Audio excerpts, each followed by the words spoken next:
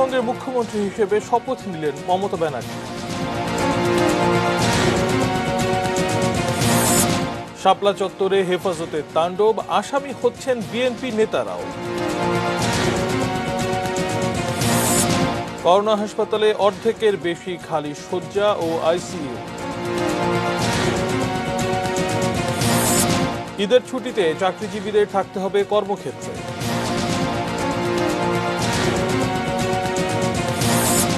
Police হেফাজতে রাহানের মৃত্যু, 5 পুলিশকে অভিযুক্ত করে চার্জশিট।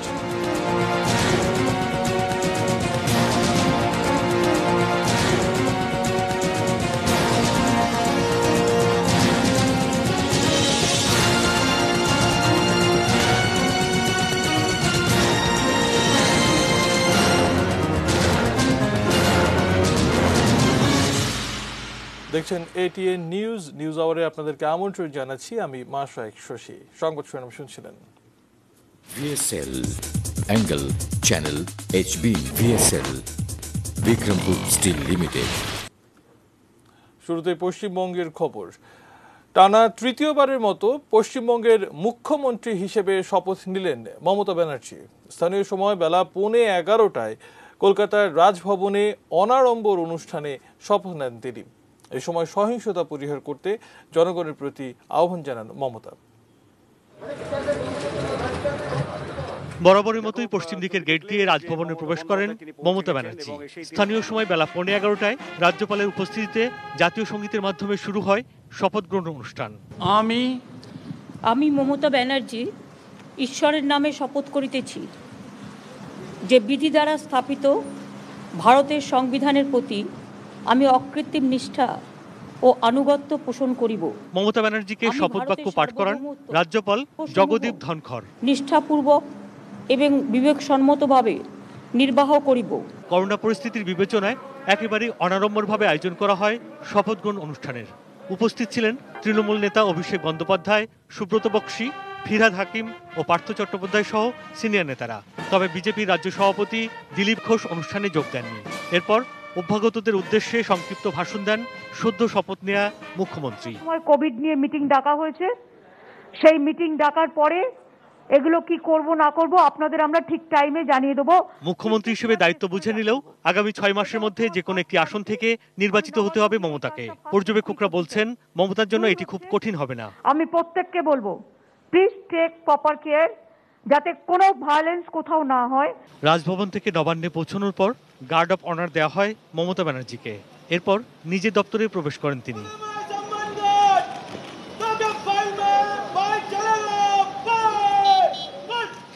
70-এর দশকে কংগ্রেসের একজন সাধারণ কর্মী হিসেবেই মমতার রাজনৈতিক জীবন শুরু। নানা চড়াই উতরাই পেরিয়ে তৃণমূল কংগ্রেস প্রতিষ্ঠা করেন 1998 সালে।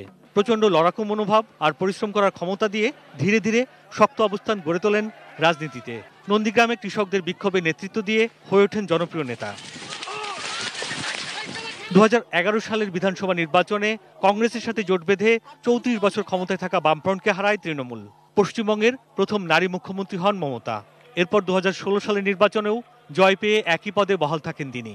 এ সময়ে সরকারের সেবা মানুষের দোরগোড়ায় পৌঁছে দেওয়ার কথা বলেন মমতা, বলেন দরিদ্র মানুষের ভাগ্য উন্নয়নের কথা। এবারে নির্বাচনেও 213 আসনে জয়লাভের মধ্য দিয়ে তৃতীয়বার মুখ্যমন্ত্রী পদের দায়িত্ব দেন তিনি। Sudip Ghosh, desk report, ATN news. ফিরছি দেশের খবরে। 2013 সালে হেফাজতের তাণ্ডবের মামলায় আসামি হবেন বিএনপির বেশ কয়েকজন কেন্দ্রীয় নেতা। গোয়েন্দারা বলছেন দ্রুতই দেওয়া হবে এই তাণ্ডবের বেশ কিছু মামলার চার্জশিট। যদিও 9 বছরেও নিষ্পত্তি হয়নি হেফাজতের বিরুদ্ধে দায়ের হওয়া বেশিরভাগ মামলা। সাবির আহমেদ জানাচ্ছেন বিস্তারিত। 2013 সালের ফেব্রুয়ারি রাজধানীর শাহবাগে মুক্তিযুদ্ধের পক্ষের গণজাগরণ মঞ্চের আন্দোলন চলাকালে 13 দফা দাবিতে হঠাৎই সক্রিয় হয়ে ওঠে কওমি মাদ্রাসা ভিত্তিক সংগঠন হেফাজতে ইসলাম। দাবি আদায়ে ওই বছরের 5ই মে ঢাকার 6টি প্রবেশমুখে অবরোধ কর্মসূচি শেষে মতিঝিলের শাপলা চত্বরে অবস্থান নেন হেফাজতের বিপুল সংখ্যক নেতাকর্মী। সঙ্গে ছিল তৎকালীন বিরোধী দল বিএনপির কেন্দ্রীয় নেতারা। এর আগে দিনভর পুলিশের সঙ্গে তাদের সংঘর্ষ হয়। এছাড়া মতিঝিল, পল্টন ও আশপাশে শত শত দোকান, ফুটপাতের পাশের লোহার বেষ্টনী এবং সরকারি বেসরকারি স্থাপনা, যানবাহনে ভাঙচুর ও অগ্নিসংযোগের ঘটনা ঘটে। ওই রাতে পুলিশ, র্যাব ও বিজিবির যৌথ অভিযানের মুখে হেফাজতের নেতাকর্মীরা ছত্রভঙ্গ হয়ে যায়। পুলিশ সূত্র বলছে, এসব ঘটনায় রাজধানীতেই ৫৩টি মামলা হয়। এছাড়া নারায়ণগঞ্জ, চট্টগ্রাম, বাগেরহাট, সাতক্ষীরা, কক্সবাজার ও লক্ষ্মীপুরে আরও ৩০টি মামলা হয়েছে। ৮৩টি মামলায় ৩,৪১৬ জনের নামসহ আসামি ৮৪,৯৭৬ জন। ওই সময়ে ৮৩ মামলার ২২টি চার্জশিট হলেও বাকি ৬১ মামলার তদন্ত চলছে ধীর গতিতে। রাজধানীতে করা ৫৩ মামলার মধ্যে ৪টির অভিযোগপত্র দেওয়া হয়েছে। বাকি ৪৯ মামলার তদন্তই শেষ হয়নি। সম্প্রতি স্বাধীনতার সুবর্ণ জয়ন্তীতে মোদি বিরোধী আন্দোলনের নামে আবারও সহিংস হয়ে ওঠে হেফাজতে ইসলাম। হয় মামলা। তবে এবার দেশব্যাপী হেফাজতের কেন্দ্রীয় নেতা থেকে শুরু করে কয়েকশো কর্মীকে গ্রেপ্তার করা হয়েছে। যারা এই ঘটনার সাথে সংশ্লিষ্ট হেফাজতে ইসলামের নেতা, তাদের ১৬৪ ধারা জবানবন্দি আমাদের কাছে দেওয়া সাক্ষ্য, এগুলোকে এবং ওই সময়কার বিভিন্ন ধরনের সাক্ষ্য, ভিডিও ফুটেজ এবং কথোপকথন এবং অন্যান্য প্রিন্ট ইলেকট্রনিক মিডিয়ার যে ছবিগুলো আছে, এগুলোর মাধ্যমে কিন্তু আমরা সম্পন্ন করছি এবং আরও কিছু সাক্ষ্য প্রমাণও আমাদের হাতে ইতিমধ্যে কিন্তু এসে গেছে। সেগুলো মিলেই কিন্তু চার্জশিটগুলো হবে। আর অনেকগুলো মামলা প্রায় রেডি এখন এর জন্য চার্জশিট প্রদান করে দেয়। অনেকগুলো মামলা আমরা খুব দ্রুতই আমরা চার্জশিট দাখিল করব। গোয়েন্দারা বলছেন, ঢাকা অবরোধের নামে সরকার উৎখাতের ষড়যন্ত্র ছিল অরাজনৈতিক এই সংগঠনটির। এতে সরাসরি অংশ নেয়ার পাশাপাশি অর্থ দিয়ে, খাবার দিয়ে সাহায্য করেছিল বিএনপি জামাত। তৎকালীন হেফাজতে ইসলামের কর্মকাণ্ড ছিল মূলত সরকার পতনের জন্য এবং সেই সরকার পতনের জন্য তৎকালীন বিএনপি জামাতের যে সংশ্লিষ্টতা, এটা কিন্তু এভিডেন্সিয়ালি আপনার সাক্ষ্য প্রমাণ দিয়ে এস্টাবলিশড। যারা জীবিত আছেন তারা তো অবশ্যই আইনের আওতায় আসবেন, যারা হয়তো মারা গেছেন তারা হয়তো মামলা থেকে অটোমেটিক্যালি বাদ যাবেন। অরাজনৈতিক সংগঠন হলেও রাজনৈতিক সখ্য গড়ে ক্ষমতায় যেতে উচ্চাভিলাষী হয়ে উঠেছিলেন হেফাজত নেতারা। Sabbir Ahmed, ATN news, Dhaka. এবারে জানাবো দ্য একমি ল্যাবরেটরিজ লিমিটেডের সৌজন্যে করোনা নিউজ আপডেট।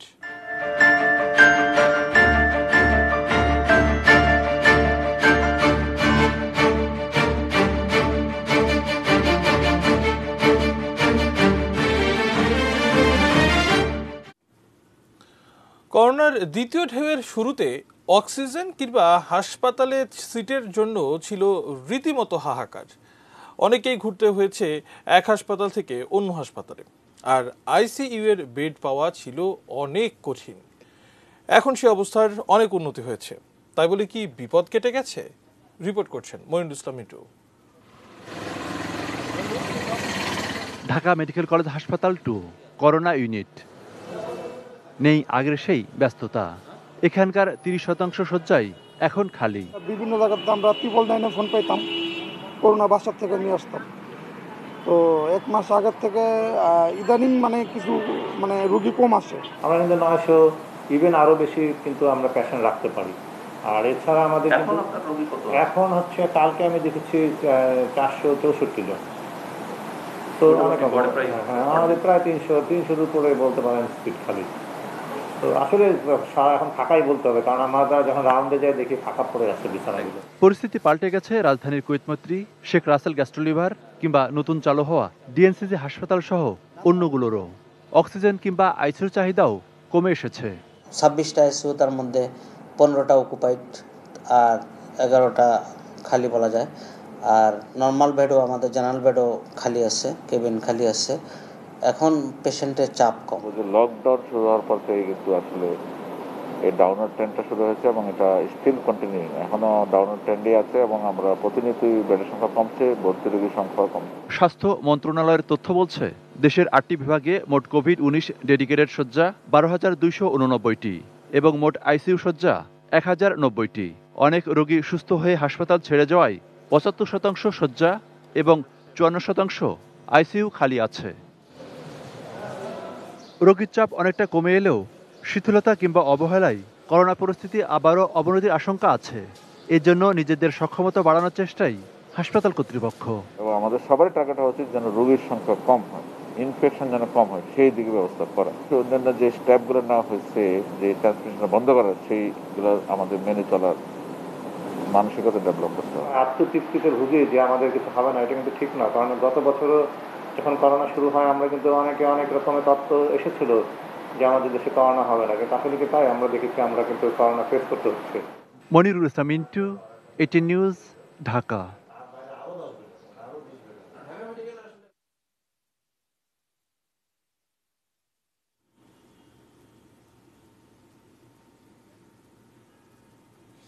চীনের উপহারের ৫ লাখ টিকা ১২ মের মধ্যে আসছে বলে জানিয়েছেন পররাষ্ট্রমন্ত্রী A.K. আব্দুল মোমেন। আজ সাংবাদিকদের সঙ্গে আলোচনাকালে তিনি একথা জানান। ভারত নিজের দেশের প্রয়োজনেই টিকা দিতে পারছে না বলেও তিনি এ সময় মন্তব্য করেন। আর রিজার্ভ ৪৫ বিলিয়ন ছাড়ানোয় এ সময় তিনি প্রবাসীদের ধন্যবাদ জানান। আপনার তাদের অ্যাম্বাসাডার ঢাকায় যিনি, উনি আমাদের বলেছেন যে ১২ তারিখের মধ্যে আসবে। আমাদের ইন্ডিয়ার সাথে এগ্রিমেন্টটা আছে, বলবৎ আছে। ইন্ডিয়া কখনো বলে নাই দিতে পারবে না, কিন্তু দিচ্ছে না। সবসময় বলে যে কিপ ইউর ফিঙ্গার ক্রস, যে আমরা দিচ্ছি, কিন্তু তাদের নিজের দেশের তাগিদে দিতে পারতেছে না। স্বাস্থ্যবিধি মানাতে কোনো মার্কেট, শপিং মলে ভ্রাম্যমাণ আদালত পরিচালিত হলেও অধিকাংশ মার্কেটেই তা মানা হচ্ছে না। স্বাস্থ্য ঝুঁকির আশঙ্কার পাশাপাশি ২-৪টি নয়, ঈদকে কেন্দ্র করে প্রতিটি মার্কেটেই সরকারের মনিটরিংয়ের দাবি অনেকের। রিপোর্ট করছেন মাহফুজা মুসলেহিম। শপিং মলগুলোর কোথাও কোথাও স্বাস্থ্যবিধি মেনে ক্রেতাদের প্রবেশ করাতে দেখা গেলেও ভেতরের অবস্থা উল্টো। আর ফুটপাতের কথা তো বলাই বাহুল্য, যেন দেখারও কেউ নেই। গায়ে গা লেগে চলাফেরা, মুখে মাস্ক নেই, কারোবা থাকলেও তা ঝুলছে থুতনিতে। মাস্ক পরে কিন্তু এখন ফালাই দিছি, গরম লাগতেছে তো। মানে বাসার কাছে তো ফুটপাতে মার্কেটে আসছি, তো এই জন্য আর কি মাস্ক পরার দরকার মনে করি না। মাস্ক পরি কিন্তু নিজে নেওয়ার সময় টান লেখা খুলে আছে, নিচে নেমে আছে। এমন নানা অজুহাতে বিরক্ত সচেতন ক্রেতারা। করোনার ঝুঁকি আরও বাড়ার আশঙ্কায় তাদের দাবি, এ ব্যাপারে আরও কঠোর হতে হবে সরকারকেই। গতকাল মনিটরিং হয়েছে ২-১টা মার্কেটে, তো সেভাবে কোনো কিছু দেখা যায় নাই। অন্যান্য মার্কেট নর্মালভাবেই ছিল। এভাবে মনিটরিং চললে তো মানুষ সচেতন হবে না। আমরা চাই যে করোনা মোকাবেলায় প্রত্যেকটা মার্কেটে মনিটরিং হোক এবং মানুষকে মাস্ক পরাতে, সচেতন হতে বাধ্যতা করতে জরিমানা করা দরকার। একই তো ঈদ, এর ওপর লকডাউন, অনেকটাই যেন ম্লান এবারকার ঈদ। তবু সন্তানের প্রাণে আনন্দ দিতেই অভিভাবকরা নিচ্ছেন নতুন জামার ঘ্রাণ। আনন্দ বলতে আসলে কিছুই নাই, অনেকই আনন্দ ছাড়া ঈদ হবে। তারপরে শুধুমাত্র ওই অবুঝ বাচ্চাদের জন্য, যাদের হাসি মুখ আমরা দেখতে চাই, তো ঈদের দিন যাতে তারা একটু ভালো থাকে, মনে করে যে না আমাদের ঈদ ভালোই যাচ্ছে, এরকম। ওরা তো আর এর বেশি কিছু বুঝবে না, তো এই ওদের কথা চিন্তা করে একটু হালকা কেনাকাটা করতে আসছি। গরিবের ঈদ তো আর করোনার জন্য থেমা থাকবে না। শার্ট কিনলাম, প্যান্ট কিনলাম। অন্যদিকে না জানি কি হয় আশঙ্কায় সীমিত লাভেই পণ্য ছাড়ছেন বিক্রেতাদের অনেকে। পেটে তো ভাত দেওয়ার জন্যই তো বিক্রি, যার জন্য অল্প লাভই আমরা বিক্রি করে, যাতে টাকাটা আমাদের ক্যাশ হয়, আমরা চলার মতো কিছু রাখতে পারি। Mahfuza Muslehi, ATN news, Dhaka. ঈদ উল ফিতরের ছুটিতে সব সরকারি, আধা সরকারি, স্বায়ত্তশাসিত ও বেসরকারি অফিস এবং ব্যাংক ও আর্থিক প্রতিষ্ঠানের কর্মকর্তা কর্মচারীদের স্ব কর্মস্থলে অবস্থান করতে হবে। চলমান বিধি নিষেধের মেয়াদ আগামী ১৬ মে পর্যন্ত বাড়িয়ে মন্ত্রিপরিষদ বিভাগ থেকে বুধবার যে প্রজ্ঞাপন জারি করা হয়েছে তাতে স্ব কর্মস্থলে থাকা বাধ্যতামূলক করা হয়েছে। বিষয়টি নিশ্চিত করেছেন জনপ্রশাসন মন্ত্রণালয়ের সিনিয়র সচিব শেখ ইউসুফ হারুন। আমাদের সরকারি কর্মচারীদের জন্য কিংবা বেসরকারি অফিসে যা কাজ করেন তাদের বেলায় হলো যে তারা ঈদে বাড়ি যেতে পারবেন না, তাদের কর্মস্থলে থাকতে হবে। ক্যাবিনেট থেকে যে সার্কুলার দেওয়া হয়েছে যে সরকারি কর্মকর্তাদের প্রতি যে ঈদে বাড়ি যাওয়া যাবে না, সেটি একেবারে পূর্ণাঙ্গভাবে এটি পালন করতে হবে। কেউ যাতে বাড়ি না যেতে পারে এবং কাউকে যাতে ঈদে বাড়ি যাওয়ার ছুটি না দেওয়া হয়। সিলেটে পুলিশি নির্যাতনে নিহত রাহান আহমদ হত্যা মামলায় বন্দর বাজার ফাঁড়ির তৎকালীন ইনচার্জ এসআই আকবর হোসেন ভূঁইয়া সহ 6 জনের বিরুদ্ধে অভিযোগপত্র জমা দিয়েছে তদন্ত সংস্থা police bureau of investigation PBI. দুপুরে আদালত পুলিশের কাছে এই অভিযোগপত্র জমা দেন মামলার তদন্ত কর্মকর্তা পিবিআইয়ের পরিদর্শক আওলাদ হোসেন। তারা হলেন প্রধান অভিযুক্ত বন্দরবাজার ফাঁড়ির তৎকালীন SI Akbar Hossain Bhuiyan, SI Hasan Uddin, ASI আশেক এলাহি, কনস্টেবল টিটু চন্দ্র দাস ও হারুনুর রশিদ এবং সিসিটিভি ফুটেজ গায়েবকারী কথিত সাংবাদিক আবদুল্লাহ আল নোমান। 5 পুলিশ সদস্য কারাগারে থাকলেও নোমান এখনও পলাতক। পুলিশের পরিদর্শক প্রদীপ কুমার দাস জানান, করোনা শেষে আদালত পুরোপুরি চালু হলে তা উপস্থাপন করা হবে। আসামিদের সর্বোচ্চ শাস্তি হবে বলে মনে করেন সিলেট পিবিআইয়ের খালেদ উজ্জামান। গত বছরের 11 অক্টোবর সিলেটের আখালিয়া এলাকার রাহানকে বন্দরবাজার পুলিশ ফাঁড়িতে এনে নির্যাতন করেন তৎকালীন ইনচার্জ এসআই আকবর সহ পুলিশ সদস্যরা। পরে সিলেট ওসমানী মেডিকেল কলেজ হাসপাতালে তার মৃত্যু হয়। পরদিন তার স্ত্রী কোতোয়ালি থানায় হত্যা মামলা করেন। সময় হলো বাজিদ স্টিল বিরতি নেবার। অন্যান্য খবরের সাথে আরো জানিয়ে ফিরব।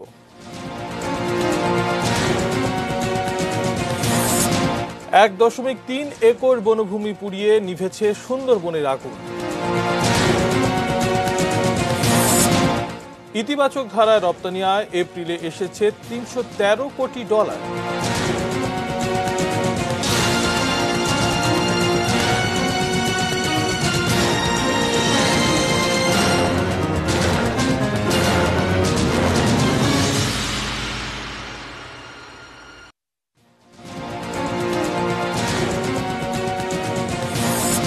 পশ্চিমবঙ্গের মুখ্যমন্ত্রী হিসেবে শপথ নিলেন মমতা ব্যানার্জি।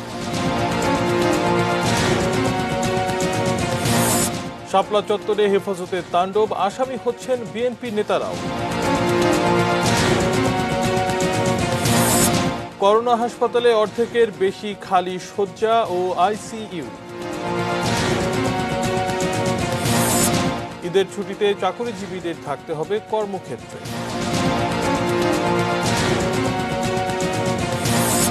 এবং পুলিশ হেফাজতে রাহানের মৃত্যু, 5 পুলিশকে অভিযুক্ত করে চার্জশিট।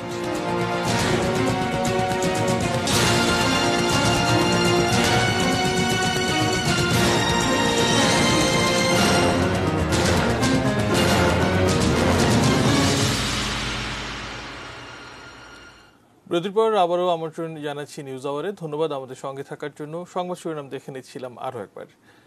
1 টাকা ইফতার, মাস্ক না পরলে কেউই ইফতার পাবেন না। মঙ্গলবার এই নীতি কড়াকড়িভাবে পালন হয়েছে কারওয়ান বাজারের 1 টাকায় ইফতার আয়োজনে। সুবিধাবঞ্চিত ও শ্রমজীবী মানুষের জন্য এই ইফতার আয়োজনে এটিএন নিউজের সাথে আছে বিদ্যানন্দ ফাউন্ডেশন। এদিন যারা ইফতার নিলেন বেশিরভাগের মুখে দেখা গেল মাস্ক, করোনা ঠেকাতে যা কার্যকর। 1 টাকা ইফতার, এটিএন নিউজ ও বিদ্যানন্দের যৌথ এই আয়োজন রমজানের শুরু থেকেই। কারওয়ান বাজারের মূল সড়কের পাশে বসানো ইফতার ব্যাংকে সাজানো ইফতারের প্যাকেট। যার প্রয়োজন তিনি মাত্র 1 টাকা দিয়ে নিয়ে যেতে পারবেন। তবে শর্ত একটা আছে, ইফতার নিতে অবশ্যই মাস্ক পরে আসতে হবে। মাস্ক নাই তো ইফতারও নাই, এমন ঘোষণার পাশাপাশি প্রতিদিনই ইফতারের প্যাকেটের সাথে বিনামূল্যে দেয়া হয়েছে একটি করে কাপড়ের মাস্ক।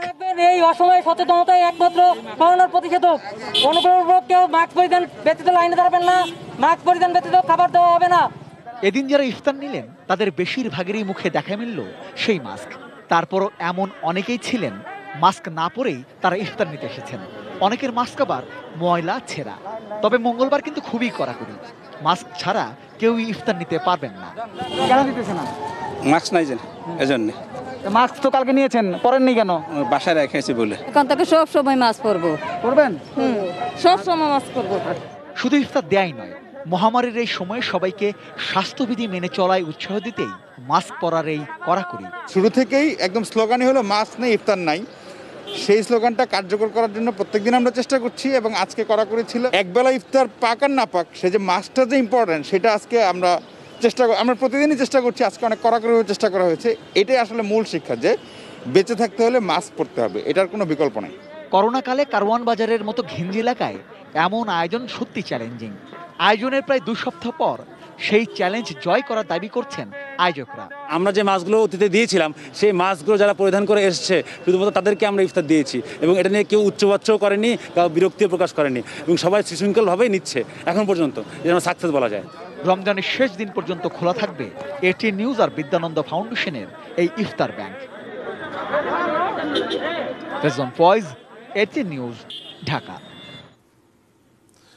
দীর্ঘ ৩০ ঘন্টার চেষ্টায় সুন্দরবনের শরণখোলা রেঞ্জের আগুন পুরোপুরি নিয়ন্ত্রণে এসেছে। তবে তার আগেই পুড়ে গেছে ১.৩ একর বনভূমি। ক্ষয়ক্ষতির পরিমাণ এখনও নিরূপণ করতে পারেনি বন বিভাগ। এদিকে পরিবেশবাদীদের অভিযোগ, বন বিভাগের কিছু অসাধু কর্মকর্তার যোগসাজশে সুন্দরবনে বারবার আগুন লাগছে। বাংলা প্রতিনিধি নিজামুদ্দিনের তথ্য ছবিতে ডেস্ক রিপোর্ট দেখুন। বাগেরহাটের পূর্ব সুন্দরবন বিভাগের শরণখোলা রেঞ্জে দাসের ভাড়ানি টহলফাড়ি এলাকা। লোকালয় থেকে ৪-৫ কিলোমিটার দূরে এই গহীন বনেই সোমবার দুপুরে আগুন লাগে। পরে আশপাশের প্রায় ৫ একর বনভূমিতে ছড়িয়ে পড়লে ক্ষতিগ্রস্ত হয় বলা, গেওয়া ও লতাগুল্ম জাতীয় গাছপালা। জেলে, বাওয়ালি ও মোয়ালদের ফেলে যাওয়া আগুন থেকে এ দুর্ঘটনা বলে ধারণা করা হচ্ছে। আগুন নেভাতে প্রথমেই ছুটে যায় গ্রামবাসী। এরপর শরণখোলা, মোরেলগঞ্জ ও বাগেরহাট ফায়ার সার্ভিসের ৩টি ইউনিট, বন বিভাগ এবং ভিটিআরসি টিমের সদস্যদের চেষ্টায় মঙ্গলবার বিকেলে আগুন পুরোপুরি নিয়ন্ত্রণে আসে।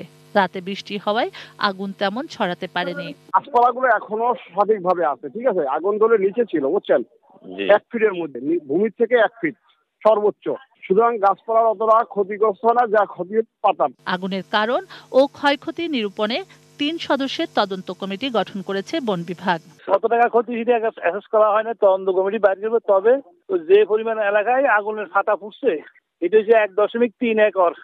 কিছু অসাধু বন কর্মকর্তা ও মৎস্যজীবীদের যোগসাজশে সুন্দরবনে বারবার আগুন লাগছে বলে অভিযোগ পরিবেশবিদদের।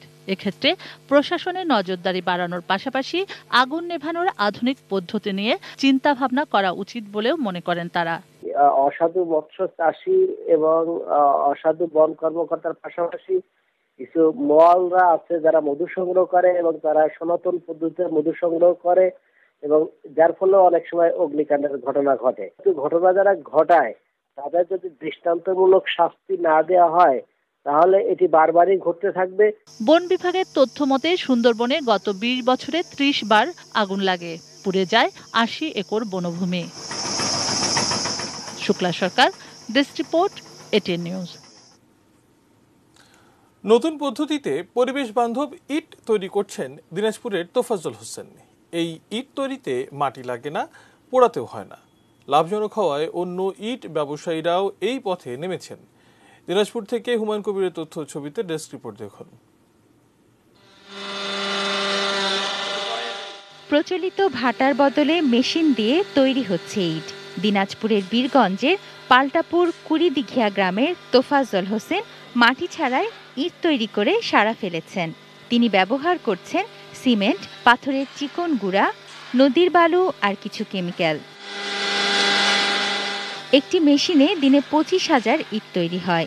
এটি মাটির ইটের চাইতে প্রায় ৭ থেকে ৮ গুণ বেশি স্থায়ী বলে দাবি তোফাজ্জলের। মাটি দিয়ে এটা কয়লা লাগে, এটা পরিবেশ দূষণ করে, এটা মাটি পুরাইতে হয়, আর স্থায়িত্ব কম, এটা দীর্ঘস্থায়িত্ব জিনিস, এটা বুয়েটকৃত পরীক্ষিত।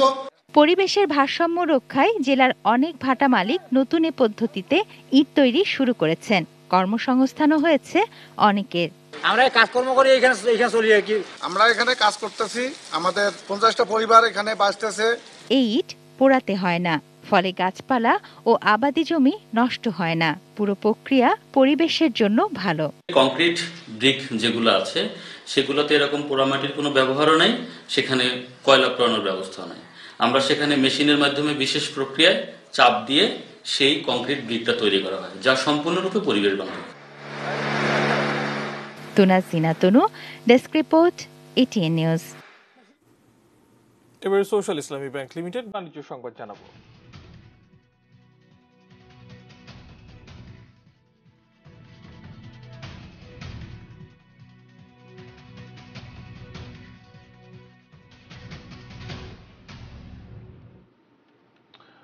গত অর্থবছরের তুলনায় 2020-21 অর্থবছরের এক মাসেই পণ্য রপ্তানি বেড়েছে 6 গুণ। এপ্রিলে রপ্তানি আয় বেড়ে প্রায় 3.13 বিলিয়ন মার্কিন ডলারে দাঁড়িয়েছে। যুক্তরাষ্ট্র ও ইউরোপের অর্থনীতির চাকা আবার চালু হওয়ায় এবং নতুন করে ক্রেতারা পোশাক ও পাটজাত পণ্য আমদানি শুরু করায় রপ্তানি প্রবৃদ্ধি বেড়েছে। আহমেদ রাবি তানিমের রিপোর্ট। করোনা সংক্রমণ রোধে সাধারণ ছুটি এবং বিভিন্ন কারখানা বন্ধ থাকায় গত বছরের এপ্রিল থেকে দেশের অর্থনীতি ও রপ্তানির উপর নেতিবাচক প্রভাব পড়ে। ফলে রপ্তানির পরিমাণ বাংলাদেশের ইতিহাসের সর্বনিম্ন 52 কোটি ডলারে নেমে আসে। সেই বিপর্যয় কাটিয়ে ঘুরে দাঁড়াচ্ছে পণ্য রপ্তানি। গত বছরের তুলনায় এবছরের সার্বিক রপ্তানি জুলাই থেকে এপ্রিলের মধ্যে 8.74% বেড়ে 32.7 বিলিয়ন মার্কিন ডলার হয়েছে। রপ্তানি উন্নয়ন ব্যুরো প্রকাশিত পণ্য রপ্তানি আয়ের হালনাগাদ তথ্যে দেখা যায়, তৈরি পোশাক, পাট ও চামড়াজাত পণ্য, হোম টেক্সটাইল, প্লাস্টিক ও প্রকৌশলী পণ্যের রপ্তানি ইতিবাচক ধারায় ফেরার কারণেই পণ্য রপ্তানিতে প্রবৃদ্ধি হয়েছে। এক্সপোর্টে গত কয়েক মাসে আমরা কিছুটা ঘুরে দাঁড়িয়েছি। গত 10 মাসের যেটা এপ্রিল পর্যন্ত শিপমেন্টের 2018-19 আমাদের এক্সপোর্ট ছিল হলো 28 বিলিয়নের উপরে, 28.5 বিলিয়ন ডলার। আর 2019-20 এটা চলে এসেছিল 24 বিলিয়নের। সো এখানে 4 বিলিয়ন ডলারের উপরে আমাদের গত বছর কম ছিল। আমাদের 19-20 কিন্তু আমরা করোনার আগ থেকে আমাদের এক্সপোর্ট ওয়াজ ফলিং ডাউন বিভিন্ন কারণে। করোনার আগতের কারণে সেটা একদম নোজ ডাউন হয়ে গেছিল। এখন আমাদের এক্সপোর্ট বাড়েনি, আমাদের এক্সপোর্ট একটা স্থিতিশীল জায়গায় আছে। অর্থাৎ আমাদের ক্যাপাসিটি হচ্ছে টু মেক $50 বিলিয়ন এক্সপোর্ট পার ইয়ার। আমরা যদি সেটাকে নাও বলে আমরা যদি $45 বিলিয়ন এক্সপোর্ট করার মতো সক্ষমতার জায়গা আমাদের তৈরি হয়েছে। তবে করোনা মহামারীর কারণে কাঁচামালের মূল্য ও পরিবহন খরচ বেড়ে যাওয়ায় উৎপাদন খরচ বেড়েছে শিল্প কারখানাগুলোর। বিশ্ববাজারে প্রতিযোগী দেশগুলোর সঙ্গে বাণিজ্যিক সক্ষমতায় টিকে থাকতেও বেশ চ্যালেঞ্জের মুখে পড়তে হচ্ছে দেশের অ্যাপারেল ও টেক্সটাইল খাতকে। লজিস্টিক কস্ট হাই হওয়ার কারণে আমাদের র মেটেরিয়ালস কস্ট বেড়ে গেছে। We are all losing. আমরা কিন্তু প্রত্যেকটা একেবারে তুলা থেকে সুতা প্রস্তুতকারী থেকে শুরু করে গার্মেন্টস, ডাইং এবং ফিনিশিং পর্যন্ত, কাটিং সুপ যারা করে, সবাই we are losing money for 1 ইয়ার। আগামী অর্থ বছরের বাজেটে উৎসে কর কমানো সহ আর্থিক বিনিয়োগ ও ঋণের ক্ষেত্রে সরকারের বিশেষ নীতি সহায়তা চায় রপ্তানিকারকরা। নতুন মার্কেটের জন্য 5% ইনসেন্টিভ এবং আমাদের ম্যানমেড ফাইবারের নন কটন গার্মেন্টস আইটেমের উপরে যদি আমাদের 10% ইনসেন্টিভ আমরা পাই, তাহলে আমরা নতুন বাজার ধরতে পারবো, নতুন প্রোডাক্ট বাড়াতে পারবো। এই এক্সপোর্টটা বাড়াতে পারলে কিন্তু আলটিমেটলি এখানে অনেক ইনভেস্টমেন্ট হবে। আহমেদ রাব্বি তানিম, ATN নিউজ, ঢাকা। এবারে মিডল প্রেজেন্স কৃষি সংবাদ, সুজলা সুফলা।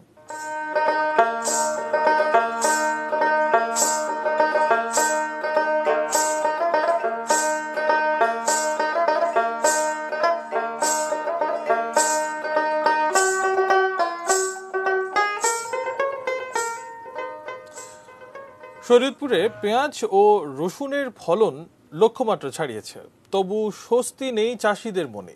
বাজারে দাম কম থাকায় লাভ তো দূরে থাক, উৎপাদন খরচ উঠবে কিনা তা নিয়ে শঙ্কিত তারা।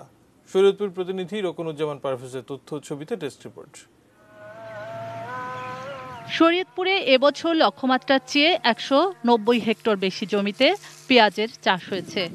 46,012 মেট্রিক টন পেঁয়াজ উৎপাদন হয়েছে, যা লক্ষ্যমাত্রার চেয়ে 7,500 মেট্রিক টন বেশি। লক্ষ্যমাত্রা ছাড়িয়ে রসুনও উৎপাদিত হয়েছে 28,106 মেট্রিক টন। ফলন ভালো হলেও প্রত্যাশা মতো দাম মিলছে না বলে জানান কৃষকরা। চড়া সুদের ঋণ নিয়ে দ্বিগুণ অর্থ ব্যয় করে এবার পেঁয়াজ রসুন আবাদ করেছিল চাষিরা। পাইকারি বাজারে প্রতি কেজি পেঁয়াজ 25 থেকে 30 এবং রসুন 20 থেকে 25 টাকা দরে বিক্রি হচ্ছে। ফলে উৎপাদন খরচ ওঠা নিয়ে তারা পড়েছেন শঙ্কায়। 900 টাকা 1000 টাকা বেচা বদলার পয়সা আমাকে হয় না। চায়না রসুনের দাম কম, এটাই কম দেখায়। চায়না রসুনের লেগে দেশি মানুষের পাইতেছে না, দাম পাইতেছে না। কৃষক রসুন দাম লেগে যে খরচ প্রতি আমার দিয়ে আমরা হাল বীজ দিয়া সার দিয়া কোনো আমরা আগুতে পারতেছি না এবং সাংঘাতিক লস হইতেছে আমাদের। কৃষি সম্প্রসারণ অধিদপ্তরের তথ্য মতে প্রতি বিঘা জমিতে কৃষকের খরচ 30 থেকে 35,000 টাকা হলেও পাচ্ছেন 30,000 টাকা। ফলে বিঘা প্রতি কৃষককে লোকসান গুনতে হচ্ছে 5,000 টাকা। ন্যায্য মূল্য না পেলে পেঁয়াজ ও রসুন আবাদে নিরুৎসাহিত হবে কৃষক। আগে যে বড় সাইজের রসুনটা দেখা যাচ্ছে 2200-2500 টাকা, সেখানে ছোট সাইজের রসুন বিক্রি আছে 700-800 টাকা। আমাদের দাবি হলো সরকার যদি সাহায্য সুবিধা করে দেখে তাহলে আমাদের লেগে একটু ভালো হয়। কৃষকের ন্যায্য মূল্য নিশ্চিত করতে পেঁয়াজ আমদানি বন্ধ রাখার পরামর্শ খোদ কৃষি অধিদপ্তরের। সংরক্ষণ করার জন্য তাদেরকে পরামর্শ দেওয়া হয়েছে আপনারা ঘরে রাখবেন, প্রয়োজনীয় সময়ে যখন দাম বাজারে বাড়ে তখন তারা এই পেঁয়াজ বিক্রি করার জন্য তাদেরকে আমরা পরামর্শ দিচ্ছি। শুক্লা সরকার, ডেস্ক রিপোর্ট, এটিএন নিউজ। সময় হলো আরো একবার বাজিদ স্টিল বিরতি নেবার, এরপর আরো জানিয়ে ফিরব।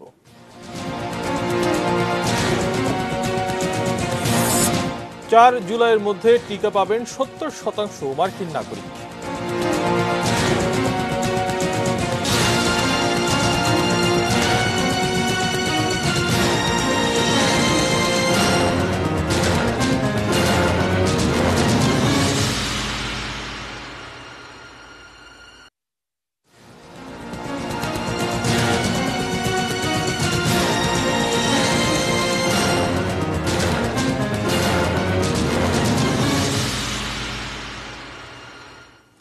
বিরতির পর আবারও আমন্ত্রণ জানাচ্ছি নিউজ আওয়ারে। ধন্যবাদ আমাদের সঙ্গে থাকার জন্য।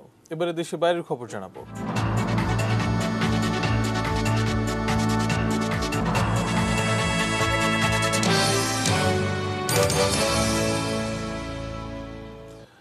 4 জুলাইয়ের মধ্যে যুক্তরাষ্ট্রের 70% নাগরিককে টিকা দেওয়ার পরিকল্পনা ঘোষণা করেছেন মার্কিন প্রেসিডেন্ট জো বাইডেন। এছাড়া যত দ্রুত সম্ভব 12 থেকে 15 বছর বয়সীদের টিকা দেওয়ার পরিকল্পনাও রয়েছে মার্কিন কর্তৃপক্ষের। স্বাধীনতা দিবসের আগেই 16 কোটি প্রাপ্তবয়স্কদের সবাই টিকা পাবেন বলে ঘোষণা দিয়েছেন বাইডেন। এ পর্যন্ত 10.5 কোটি মার্কিনীকে টিকা দেওয়া হয়েছে। প্রতিদিন প্রায় 1 লাখ প্রাপ্তবয়স্ক মানুষ টিকা নিচ্ছেন। করোনায় মৃত্যু ও সংক্রমণের দিক থেকে শীর্ষস্থানে থাকা যুক্তরাষ্ট্রে এ পর্যন্ত মৃত্যু প্রায় 6 লাখ এবং সংক্রমণ 3.32 লাখের বেশি।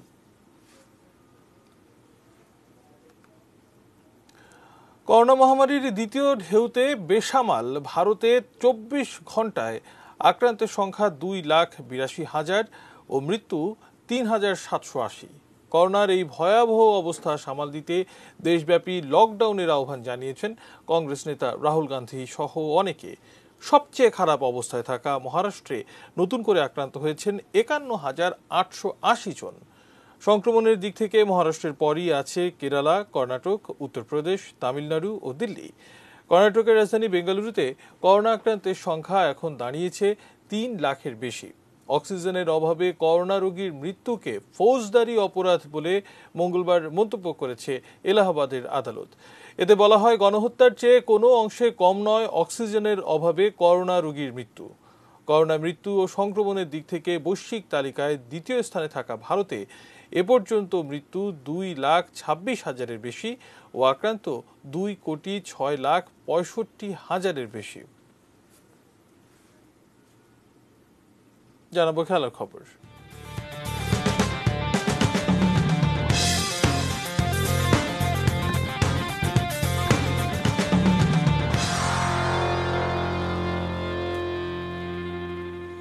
প্রথমবারের মতো ইউএফা চ্যাম্পিয়ন্স লিগের ফাইনালে উঠেছে ম্যানচেস্টার সিটি। মঙ্গলবার রাতে সেমিফাইনালের দ্বিতীয় লেগে পিএসজিকে 2-0 গোলে হারিয়েছে সিটিজেনরা।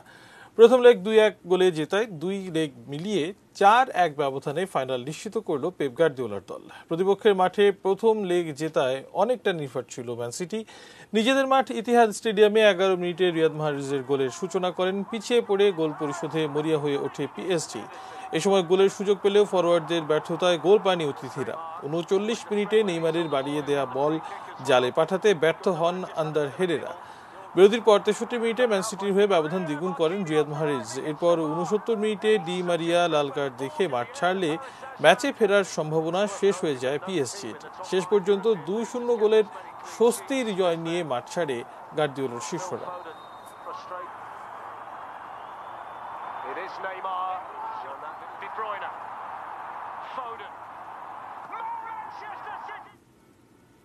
এবার এক নজরে শিরোনামগুলো জানিয়ে দিচ্ছি আরো একবার।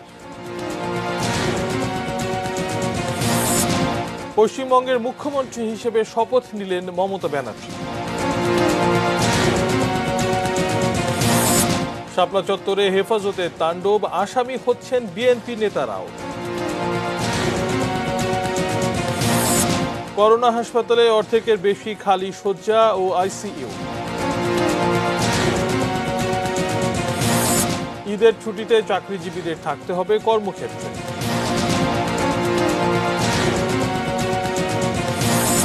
পুলিশ হেফাজতে রাহানের মৃত্যু, 5 পুলিশকে অভিযুক্ত করে চার্জশিট। 1.3 একর বনভূমি পুড়িয়ে নিভেছে সুন্দরবনের আগুন। ইতিবাচক ধারায় রপ্তানি আয়, এপ্রিলে এসেছে $313 কোটি। এবং 4 জুলাইয়ের মধ্যে টিকা পাবেন 70% মার্কিন নাগরিক।